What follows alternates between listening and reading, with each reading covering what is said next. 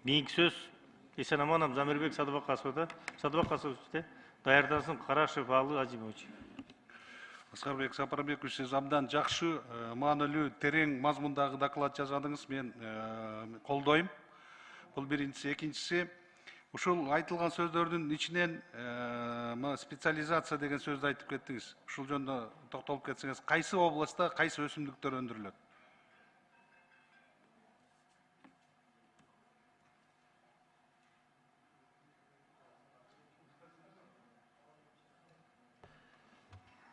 Замирбек Садыкович, биздин азыркы убакта сунуштап атканыбыз Чүй областында дан өсүмдүктөрү, кант кызылчасы, жашылча, май өсүмдүктөрү.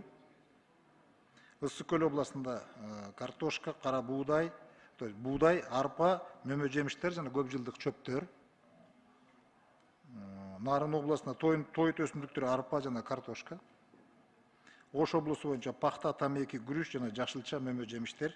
Баткен обласы боюнча мөмө жемиштер, күрүч, жүзүм маселесин дагы көтөрүп атабыз. Себеби мурун ушул жүзүм бир топ 10 миң деген жерлерде өстүрөлөр эле. Рахмат. Мен түшүндүм. Айтып койсоңуз, ушул сиз айткан азыркы продукциялардын коопсуздук биздин продовольственный эмебиз бар да, программабызда керектүү. Ошонун канча процентин жабат? Мисалы, картошканы айтып кеттиңиз. Картошка бизде Замирбек Садыкович, биздин картошка биз өзүбүзгө жетишерлик деңгээлде өндүрөбүз. 1 миллион 300 миң тонна 76 миң гектар жерден алынат. Бизде жетишерлик ал. Бизде көйгөй кантта, кумшекерде жана өсүмдүк майында. Жумуртка өзүбүздү 56%га камсыз кылабыз. Бул багытта баягы канаттуулар багуучу ассоциациянын мүчөлөрү менен чогулуп сүйлөштүк. Алар бул маселени чечебиз деп атышат жакынкы 3 жылда. Аскарбек Сабирович, мен сизге ыраазымын. Өзүңүзгө жазып алсаңыз дагы ушул жетпеген эмелерди дагы дополнительно сиз программа түзүп атасыз да, ошол жака кошуп аракет кылсаңыздар деген гана таризде айткым келип атат да бул маселени. Бул экинчи. Анан дагы бир көйгөй эме, сиз общий сложности 14 пункттан турган доклад жазасыңыз да, ошонун эң мерчимдүүлөрүнүн бири создание кооперативов, развитие кооперативов деп турат. Ушул маанide бүгүнкү күндө эмне иш жүрүп атат? Кооперативдер жөнүндө сөз кылганда, биринчиден, ал кооперативдерде тилекке каршы бүгүнкү күндө бирде кооперативдин дээрлик ФПС тиги мамлекеттик өнүктүрүү фондусунан кайра бөлүштүрүү фондусунан, жерди кайра бөлүштүрүү фондусунан жери жок. Мына ошону кооперативдерге колдоо катары карап көрүшүбүз керек жана 69 миң гектар жерден. Пока биз ошол багытын карап атабыз. Жакшы.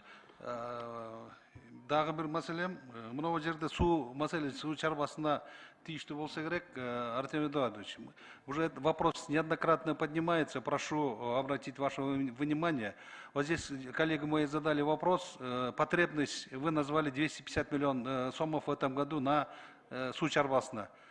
Да, значит, министр сейчас озвучил порядка 600-700 миллионов. То есть здесь есть вопросы. Пожалуйста, учесть. Это третье. Четвертое.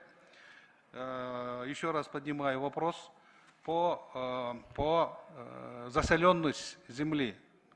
Я уже неоднократно понимаю. Я прошу министра Аскарбек Сапарбекович, сиз суу чарбасы менен бир программаны киргизип, бюджеттен каралбайт бул мүмкүнчүлүк болбойт. Шуну карап койсоңуздар. Дальше я хотел бы услышать вопрос, Аскарбек Сапарбекович. Айландырып келип, бүт кылган ишиңердин баары переработкага келип такалат да. Ушул жөнүндө 10 секунд кош берсеңиздер. Бүт жасаган иштериңиздердин баары тең переработкага келип такалат да. Ушул айткан докладыңызда ушул жөнүндө бир сөз айтпай кеттиңиз, ушул жагында программабызга кошуп алсаңыз деп сурашты келтирем. Рахмат, кабыл алынды.